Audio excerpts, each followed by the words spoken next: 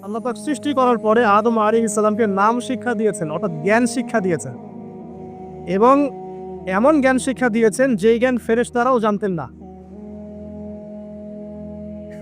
আল্লাহ পাক ফেরেশতাদেরকে বলেছিলেন যে তোমরা এই নামগুলো বলে দাও দেখি, যদি তোমরা সত্যবাদী হয়ে থাকো। ফেরেশতারা এই নামগুলো বলতে পারেননি।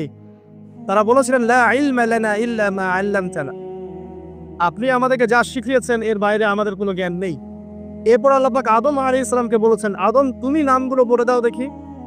এরপর আদম আলাইহিস সালাম সুন্দর করে সব নামগুলো বলে দিয়েছেন, কারণ আল্লাহ পাক তাকে সেই জ্ঞান শিক্ষা দিয়েছিলেন।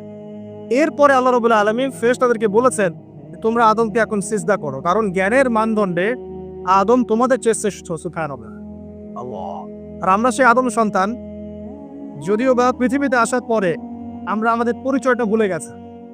সেই আদম সন্তান যে আদমকে আল্লাহ রাব্বুল আলামিন ফেরেশতাদেরকে দিয়ে সম্মানিত করলেন, সিজদা করালেন, সেই আদম সন্তান এখন আল্লাহর জমিনে শিরক করে, নবী সাল্লাল্লাহু আলাইহি ওয়াসাল্লামের সুন্নতের অনুসরণ করতে চায় না, নবীদের আদর্শ মানতে চায় না, কোরআন এবং সুন্নাহ মেনে জীবন করতে চায় না। সেই আদম সন্তান এখন জেনা করে, ব্যভিচার করে, মাদকদ্রব্য পান করে, সমকামী। সে আদম সন্তান এখন ঘুষ খাচ্ছে, সুদ খাচ্ছে, দুর্নীতি করছে, অন্যের সম্পদ আত্মসাৎ করছে, অন্যায়ভাবে মানুষকে হত্যা করছে। এমন কোনো গুনাহ নাই যে সেই আদম সন্তান করছে না। কোন আদম সন্তান? যার পিতাকে আল্লাহ রাব্বুল আলামিন কি করলেন? ফেরেশতাদেরকে দিয়ে সিজদা করালেন। তাহলে চিন্তা করেন যে আমরা আমাদের পরিচয়টা কি পরিমাণ হারিয়ে ফেলেছি।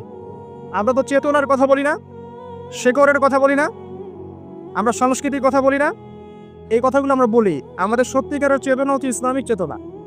সত্যিকারের শেকড় হচ্ছে এই শেকড় যে আমরা আদম আলাইহিস সালামের সন্তান, যে আদমকে আল্লাহ রাব্বুল আলামিন ফেরেশতাদেরকে দিয়ে সিজদা করিয়েছেন জ্ঞানের কারণে। আজকে সেই আদম সন্তান দেখবেন জ্ঞান অর্জন করতে চায় না, দ্বীনের জ্ঞান অর্জন করতে চায় না, দুনিয়ার জ্ঞান অর্জন করতে চায়, দ্বীনের জ্ঞান অর্জন করতে চায় না। যে জ্ঞান তাকে পরকালে নাজাতের ওসিলা করবে, সেই কোরআনটুকু তিলাওয়াতও করতে চায় না, তিলাওয়াত করা শিখতেও চায় না, আগ্রহই নাই। তাহলে আমরা কি পরিমাণে আমাদের শেকড়টা ভুলে গেছি, চেতনা হারিয়ে